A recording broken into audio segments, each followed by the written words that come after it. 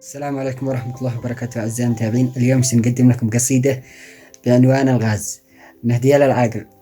يا عاقلين الغاز دردحت بي من حارة لحارة، جعجعتني وجوعتني وتركتني بالأمس بلا غاز بلا صبوخ، خليتني في البيت في الزوه موسوس كل شوي مثل العجوزة.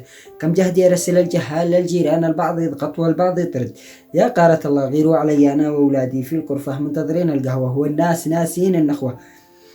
ناسين النخوة وتاركين وقاعدين في البيت يشربوا قهوة.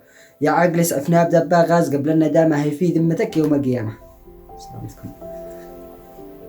السلام عليكم ورحمة الله وبركاته أعزائي سكان حارتنا.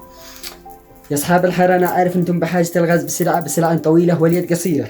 الوضع تغير والقانون دي بيدها الحل، وأنتم انتظروا لو ما يجينا الخبر ونقوم بتنظيم وتوزيع وتحضير لكل سكان الحارة وسلامتكم. إن شاء الله نلتقي لما نوزع الرأس. سلامتكم.